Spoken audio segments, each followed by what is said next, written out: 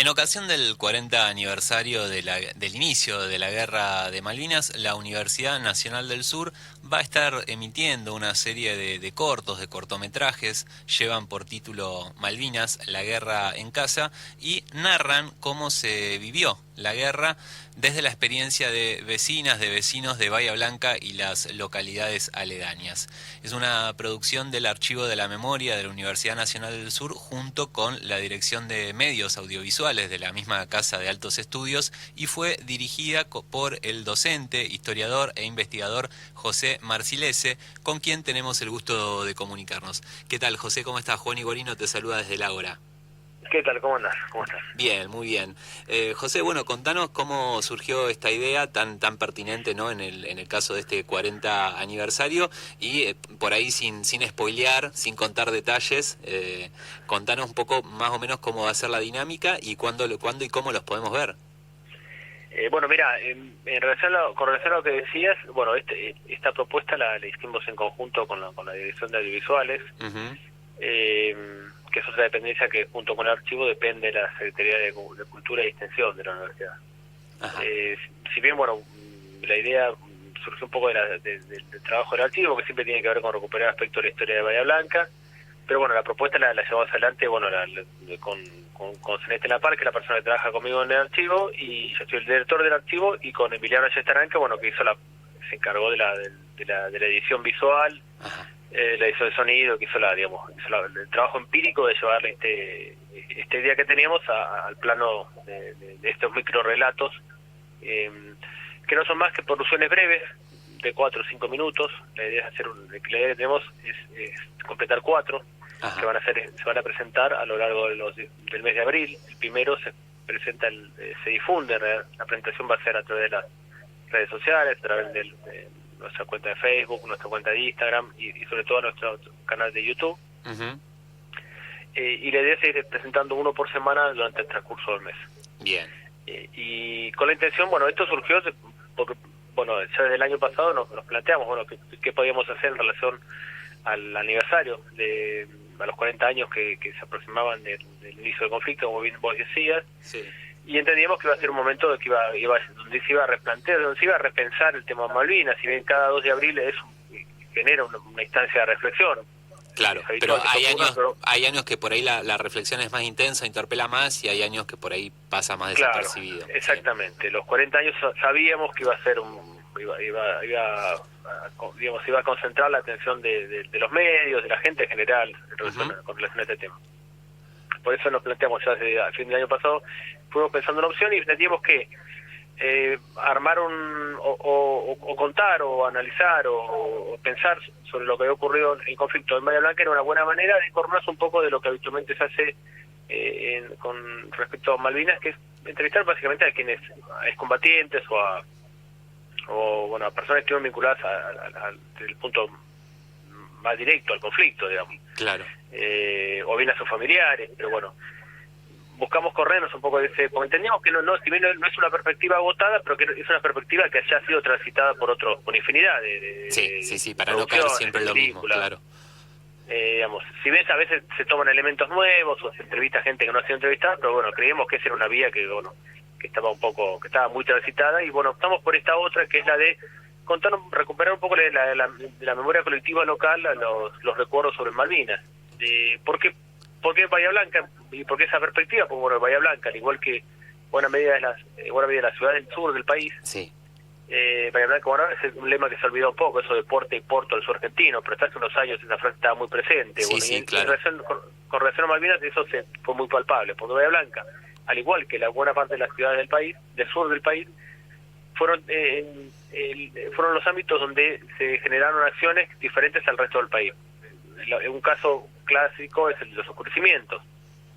Ajá. Una suerte de apagones organizados que se daban de todas las luces de la ciudad después de las 7:30 de la tarde, determinados días, cuando había una alerta frente a un posible, bueno, hubo varias alertas en la ciudad de diferentes colores, de acuerdo a lo que se entendía que podía ser la gravedad de la alerta, Sí. o bien simplemente como un simulacro, y la intención de esos oscurecimientos era invisibilizar a la ciudad frente a un eventual posible ataque aéreo o cosa por el estilo.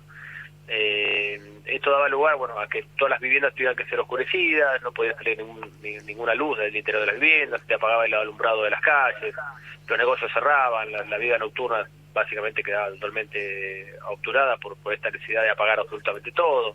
Los autos tenían que circular con sus luces limitadas a un pequeño haz de luz, no podían mostrarse mucho más. Había una estructura de jefes de manzanas y de encargados nombrados por el municipio a través de Defensa Civil que debían controlar que esto se cumpliera. Estos jefes de manzanas recorrían esas noches la ciudad controlando que estuviera todo debidamente apagado.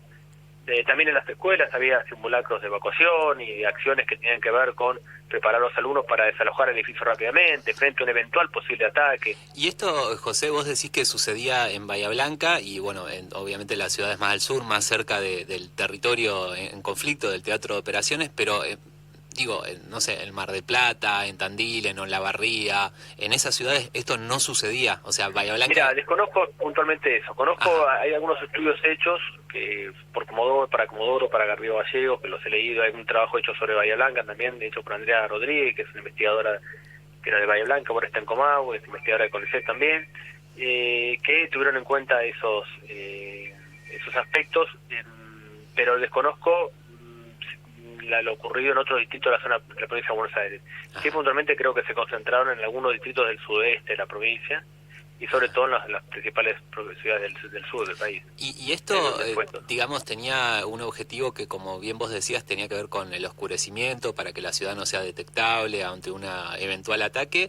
Digo, esto claramente era así porque había un conflicto bélico, pero por otro lado, sí. Había, o pensás vos, ¿no?, reflexionando ahora prácticamente 40 años después, si había algún objetivo ulterior que tenía que ver con lo psicológico, ¿no?, de la población. Sí.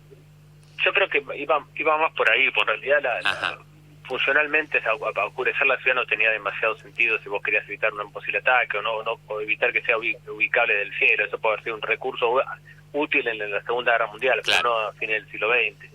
Pero creo que tenía que ver también con involucrar a la población con operaciones psicológicas, digamos. Sí, por ahí vamos por ese lado, por hacer parte de la población, a los vecinos y las vecinas de la ciudad de esa situación de conflicto. Y bueno, Bahía Blanca dentro de la ciudad argentina es una ciudad bastante particular porque muy próximamente a la ciudad está la base de Puerto Belgrano, sí. Muy cerca de Bahía Blanca está la base aeronaval de Cora, era sede de uno de los 5 cuerpos de ejército, o sea que Bahía Blanca era, desde el punto de vista militar, un enclave medio importante, medio significativo. Claro, era un objetivo clave. Sí, sí. Por ende, lógico suponer que quizás hubiese un interés mayor del gobierno de facto en el momento de involucrar a la población local en ese clima. Porque, bueno, en ciudades como Buenos Aires o Córdoba, entiendo que esto no ocurrió, en ciudades mucho más grandes, y ahí la guerra pasó de otra manera. Pero bueno, volviendo al inicio, teniendo en cuenta las particularidades que tuvo Bahía Blanca, al igual que otras ciudades del sur del país, nos pareció interesante contar esos aspectos. Lo que pasó en las escuelas, lo que pasó en la ciudad en general, las acciones que se hicieron no sé, en busca de juntar fondos, las colectas. ¿Podemos detenernos sobre esto que hablabas de jefes de manzana que había? ¿Cómo era esta figura? Los jefes de manzana era una figura nombrada, no encontramos demasiada información, básicamente la información que encontramos fue en los diarios y a través de los relatos, porque obviamente todo esto lo hicimos a través de personas que fuimos entrevistando. Sí. La historia oral, la oralidad fue clave para reconstruir esto. Buscamos información en los archivos municipales, esperando encontrar alguna resolución, alguna ordenanza que más o menos legislar o ordenar este nombramiento, y no lo encontramos. Posiblemente no se generó nada. Tengamos en cuenta que en un momento un gobierno de facto no había demasiada... Claro, sí, institucionalidad, digamos. Y te detengo con otra cosita que también me hiciste surgir la curiosidad. Vos hablaste del municipio. ¿Cómo estaba organizado el municipio en ese momento, sabiendo, ¿no?, que había un gobierno de facto y habían sido intervenido prácticamente todas las instituciones republicanas y democráticas? No, el gobierno local, al igual que los gobiernos, habitualmente cuando ocurren en todos los golpes de Estado que había en la Argentina, en la segunda mitad del siglo XX, estaba a cargo de un comisionado municipal, que era Víctor Puente. Era un intendente de facto nombrado por el gobernador, el interventor federal de la provincia de Buenos Aires, que era un general, que estaba en ese momento en la San Yen. y esto en cada municipio había un contado que habitualmente era una figura política, ligada, bueno, obviamente ideológicamente emparentada con el gobierno de turno. Sí. En el caso de Puente ya había sido funcionario durante la dictadura de Onganía, o la época de la RUS, si no recuerdo mal, y él estaba acá del gobierno municipal.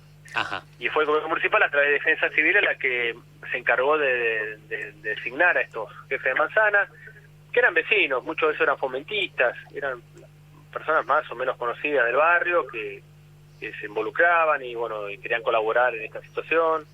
En una coyuntura que, si bien estaba enmarcada en un gobierno de facto, también fue muy movilizadora para la gente. Porque, bueno, no olvidemos que un apoyo bastante extendido de la población argentina a la recuperación de Malvinas. Sí. Imaginemos nomás la Plaza de Mayo del día posterior, con Galtieri dirigiéndose a la población, Claro. Una Plaza de Mayo que 2 días antes, el 30 de marzo, había sido escenario de un enfrentamiento entre sindicatos, de trabajadores y fuerzas policiales. Es decir, bueno, el objetivo de la dictadura con relación a la ocupación de Malvinas en un primer momento se cumplió, que fue el de encolumnar a la población tras una causa nacional, y fue efectivo. Obviamente después de la guerra terminó desde el punto de vista bélico malísimamente mal, con la infinidad de pérdidas de vidas humanas. La posguerra fue aún más terrible para los combatientes, y eso fue en buena medida permite entender el descalabro del final del gobierno militar. Y ahí te quiero preguntar también, por ahí te saco un poco de tema, pero también me picó la curiosidad con el tema de lo que es el proceso de desmalvinización y cómo se vio en Bahía Blanca, ¿no? Sabiendo que es una localidad, una ciudad que cuando uno sale de aquí y menciona Bahía Blanca, siempre la identifican, ¿no? Con lo que ha sido la dictadura, con un pensamiento reaccionario, castrense. ¿Cómo fue el proceso de desmalvinización aquí en Bahía Blanca? Pienso, ¿no?, en los medios, en el principal medio que tenía la ciudad en ese momento, en la nueva provincia. ¿Era diferente el proceso nacional? ¿Se dio de manera más fuerte o fue más o menos lo mismo? Mira, ahí realmente no quería indagar mucho en el tema, pues no es un tema que haya... Está bien, te saco de tema. Sería hablar sobre algo que no sé y no me gusta. Sí te puedo decir, bueno, la desmalvinización fue un fenómeno general que se vio, pues se emparentó mucho la dictadura con el tema Malvinas. Entonces, Claro. la desmalvinización también fue una forma de salir de esos años de dictadura. Después, afortunadamente, esto fue repensado.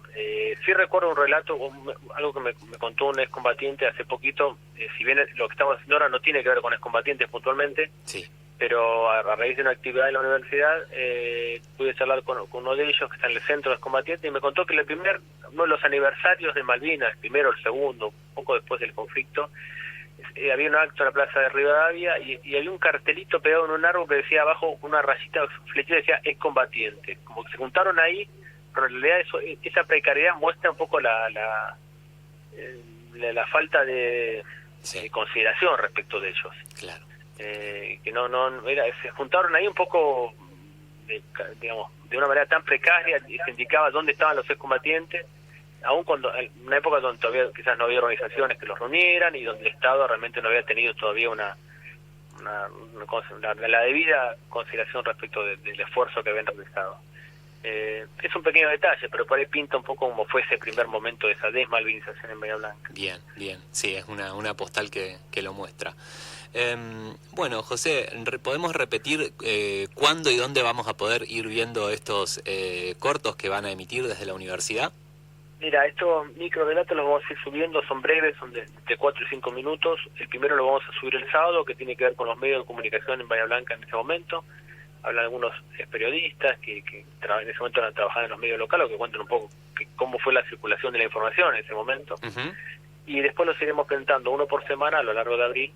Ya te digo, la vía de la forma que elegimos para difundirlo, si bien por ahí quizás hay otras, son los canales que tiene Archivo de la Memoria. Supongo que la universidad después lo subirá a alguna de sus redes, pero bueno. Archivo de la Memoria UNS es la página, ¿verdad? Aquí en Facebook la estoy viendo. Archivo de la Memoria UNS, exactamente. Bien. Esa es la página. Ahora, dame un segundo y por ahí te puedo pasar el otro. Bueno, pero de esa manera la encuentran la encuentran medianamente fácil. Sí, aparte hoy por hoy uno ya buscando documental Malvinas, Universidad Nacional del Sur, seguramente va a aparecer, o cortometraje mejor que... Sí, tal cual. La página de Instagram es @uns archivo memoria, y todo junto, y la Facebook es archivo de la memoria UNS. Bien, bien, perfecto, perfecto.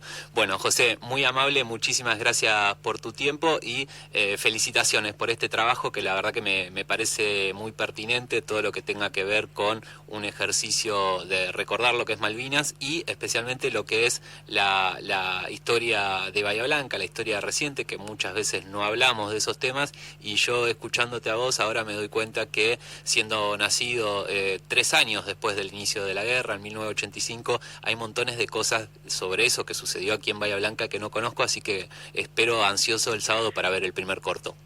Bueno, muchísimas gracias por tu llamada. No, por favor, gracias a vos, hasta luego. Hasta luego.